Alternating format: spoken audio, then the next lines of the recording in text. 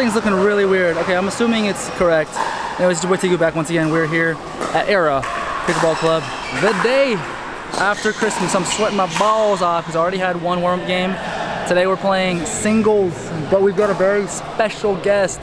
We've already played before, but never put her on the channel. So let's see if she's willing to give us a little interview. All right, we have Tatiana Ruhl, right? That's the right. ruler, just kidding. So, from what I understand, because I don't know her whole background, so we're just gonna ask right now. You are a professional. I'm a professional pickleball player. You have a sponsor? I do. I'm sponsored with Gearbox and Aim 7 and Era. Okay, cool. And so how long have you been playing pickleball for? I played my first pro tournament in December of 2021, and before that, you've been playing. I've been playing a while. Damn. Do you have like a more focus on singles or doubles or etc.? So I broke in playing singles, and then I started to get better with my doubles, and then I stopped playing singles, and I feel like I need to get back in the game. I couldn't tell you either one. Yeah, that's why Tatiana's been like spam practicing singles recently. You know? And also, you know, everyone has to know right now she is in paddle testing mode, right? Yes, I am, because of all the crazy guidelines with UPA. Yes. I'm a Gearbox, all my heart, like forever, but there's so much craziness going on. They're kind of in a state of limbo at the moment, from what I understand, so she has to like temporarily just sub out for a bit. Not that there's any question to the allegiance to Gearbox. Anyways, yeah, so, last question. Because you're a former tennis player, right? Yes, I am. Yeah, like what level? Everyone loves to hear that, right? I played the Division I level in college all 4 years. And so what made you want to start pickleball? Good question. So after I finished collegiate tennis, I didn't know what to do with myself, and I entered the CrossFit cult. Oh, and classic. then I felt like I was working out, like fine, it was fun, but I was like, for what? What am I doing this for? Right. And so if not a bodybuilder, no, just kidding. Yeah, I guess it wasn't feeding my competitive drive. Yeah, for sure. The ball, and so yeah, I found pickleball, and it's been treating me pretty nicely and feeding my competitive spirit. And I think what everyone like wonders is, even myself, like after starting to play, not that I like quit tennis or anything, but like why not continue tennis, right? Why to play pickleball as your main? That's a good question. I feel like there's so many reasons. I have a lot of different reasons to myself, but I think the one that I would go with today is pickleball is very social. It's new. Agree. Yeah, it's like a new toy, right, to the world, to the market, and it's fun to kind of make your waves in it, and it's brand new, so there's a way for you. It's pretty cool. Yeah, I always say like the overall vibe is so much more friendly and social than tennis. Tennis, you show up at a tournament, you're like, all right, I'm gonna cream everybody. Exactly. Everyone hates your guts too. Like, everyone just hates each other. But at pickleball tournaments, you like literally get like half the players' numbers and set up practices and stuff. So it's really cool. Exactly. All right, cool. So we're playing some singles games, and yeah, here we go.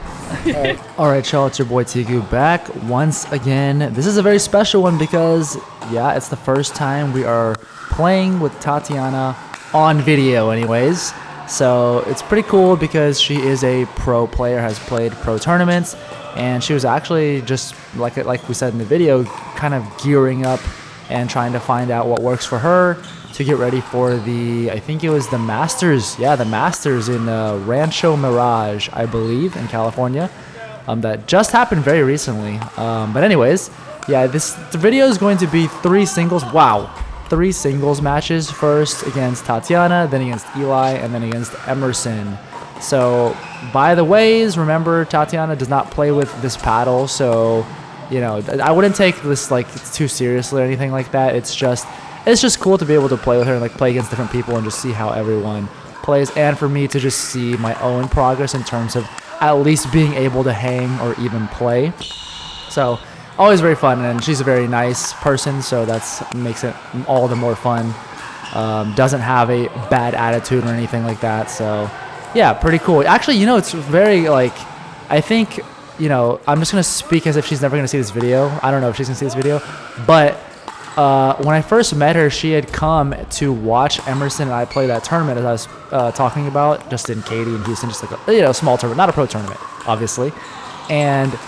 But there were pro players there playing doubles, etc.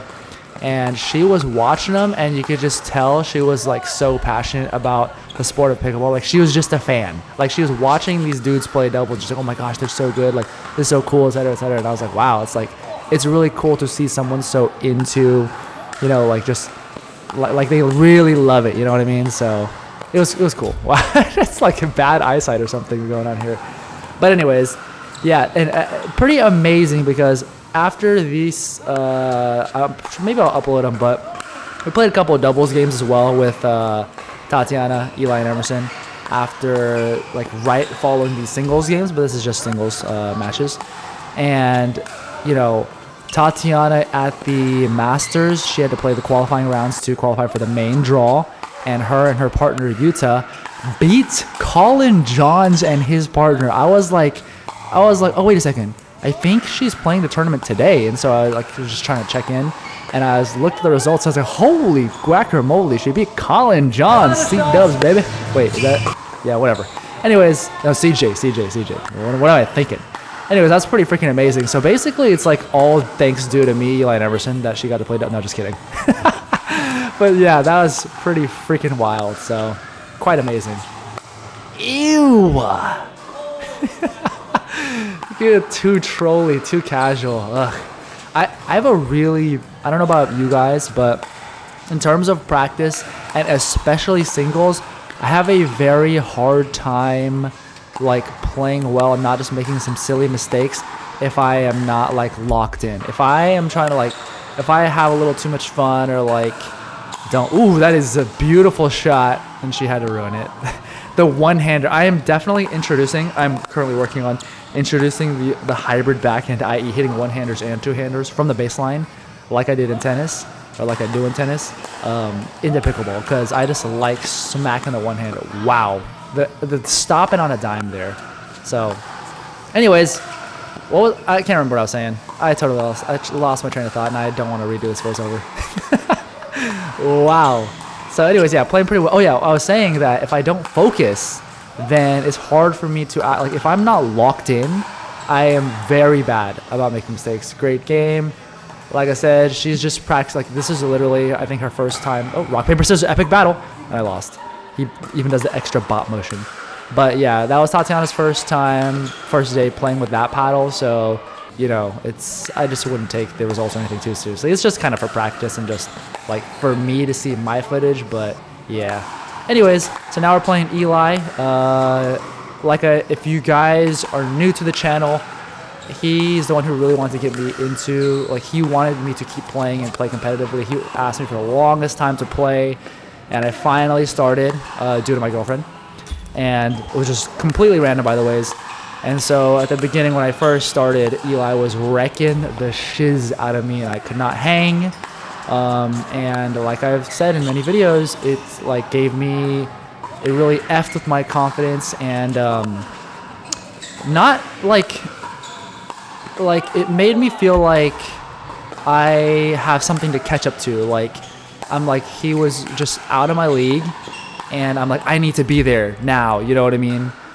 Which that ended up making me put a lot of pressure on myself. So once I forgot about that, I just started focusing on my own thing. Like, my progression is at my own rate. It doesn't really matter if it like lines up with these, you know, other people. It doesn't matter if like the progress is not going to be, wow, he hit that so fast, I literally just couldn't hang, dude. So, oh, instant replay. So I'd say that looks out, so I'm comfortable with that call. Anyways, yeah, sometimes when I see, like, you know, sketchy, like, or questionable calls, I like to just like check them just to make sure, you know what I mean? So you might see some of that here. Ooh, we give Eli a little replay on that one. F it. But anyways, and then I freaking throw it into the fence. But like I was saying, progress is not necessarily linear, nor is it all the time moving forward. So just, yeah, I think that was like a huge thing for me. And now, like, look at me now. We're actually able to play with Eli and like hang, you know, and like play the game. So like these games are so much better than the ones I had posted. I think I posted, yeah, when I was first starting and playing with him. Like, his returns and serve are so damn big, actually. Like, he actually is blasting the ball. right here. Yeah, I think I'm gonna make a comment actually live time. Yeah, fine. The time. Gotta find the time to just get. There's no point in neutraling, which is what I'm trying to do. As soon as I have the shot, I gotta switch to offense immediately. Yeah, so that's a huge thing I find in singles pickleball, especially if you're playing any like good level, is there, like I said, there's no time to neutral. Like you saw, like I hit a defensive like lob or whatever, or something like that, and then I just kept doing that. But that's not like, you either hit a drop or you hit the ball, you know what I mean? Like constantly just hitting like lobs, like that's kind of a tendency thing, you know? But that doesn't really work in pickleball. And so as soon as for me see an opportunity where I can hit a more solid shot, you know, I'm not so running around. Like if I see it, gotta go for it. And so I think that's like a big thing, is just sometimes I think it's just the effing tennis player in me. It's like, just throw it up in the air, and like it doesn't necessarily work as well, or you know, it doesn't work as well. I'm not gonna say it doesn't work at all, but it doesn't work as well in tennis. Right there, decided to throw a little change up in because I've just been serving big the whole time. I was like, let me just throw a little puff ball, and it actually worked out. That was a great finish. Wow, great game. On to the final. Oh, let's see if I can win the rock paper scissors this time. Look at Emerson's expression, and it looks like I lost. So this is definitely gonna be, I think this is the toughest. Like Emerson is just, he's scary to play because one, he hits huge off of both backhand and forehand, but his forehand's a little bigger, and it's very hard to find his backhand. So yeah, it's very dangerous. And he's just a freaking athlete. Like, I mean, I think he's like, he's either like 5'11" or 6'5", maybe 6'5", I don't know. And he's just, yeah, just a crazy athlete. I think he also, what is it called? His adaptability, I think, is like crazy. Like, you know, it's not like he's been playing for years and years and years. You know, he's playing as long as Eli or something like that, I think. But it's like when he realizes there's something he needs to improve in his game, he can like pull it out mid-match and just suddenly it's there. Whether he keeps doing that or not, that remains to be seen, because you know, I don't even know if you need to be like that, because right now you kind of see like he doesn't. That is so big, and you see he was like curving away from me too. That's crazy. I have yet to develop the drive where I'm hitting it that flat. Like you see some of his, like Emerson's drives right here, both him and Eli, and even Tatiana to an extent. Like it's kind of scary because their drives are very low over the net, which means they're kind of bullet, like they're fast, but they still land in. So I haven't quite developed that, so I hit a lot of spin. So I think it might be a little uncomfortable. Oh, tried the same strategy, but you see he just blasted the F out of that ball. Ugh. Wait, too good. Wait, oh my gosh. Sorry, as I'm editing this, I just realized I haven't put in the scores for me and Emerson, even though I thought I did, but whatever. Anyways, I'm gonna have to go back and do that. Sorry, that's a little, that's just editing talk here. But anyways, yeah, like I was saying, he just hits so freaking big, so it's very scary. And when he runs around like if you try to hit to his backhand, he's most likely gonna run around it. And the problem is that he can hit inside out or down the line, and it's freaking huge. Serves pretty big too, so it's just very, very difficult playing him at all. I think up until like just recently before this video, I still couldn't really hang too much with him. So it was just until like this time where I felt like, okay, I can actually play with him. So it was, yeah, it's all very, very promising. And I think I have improved my serve some more. I don't really go for crazy pace, because the way I see it is like there's kind of two ways you hit your serve, right? That was a good point. There's two ways you hit your serve. You hit it like more bullety, like more straight, and you can hit more pace that way. You're going for the speed to F up the opponent. Or what I do is I'm going for like depth and spin. So I just want it to be like not an easy ball. Like I just want to make it uncomfortable sometimes. Or that's my goal, is just hit it deep and hit it with spin. See, hopefully it gets up a little bit. So yeah, and I ended up getting like a couple, freebies off that. So that's good. And at least it's not too. If I hit a good one, it's definitely not too attackable. So something I'm definitely focusing on. And I think on this day, what I'm doing really well is I remember in my mindset when I was playing this, I was like, the instant I get a freaking forehand, I'm attacking. You see that? It's like hit the ball and just run in. Like hit the ball pretty hard, decently. Try to get some depth, try to get some spin, and just go in. Like don't sit back at the baseline. Like try to, because I'm trying to develop that part of my game. Ooh, you see the landed on my hat. You see that? It looked like it hit my hat. Yeah, I was like, I expected the ball to land behind me, but I'm still not used to how fast the pickleball drops compared to the tennis. Like tennis ball, you throw up in the air, and I guess the weight lets it like fly up and it has a little bit more fly time. But pickleball just like it seems to just die really fast. So we're having a little discussion because the ball looked kind of like it was out, but I didn't call it, you know.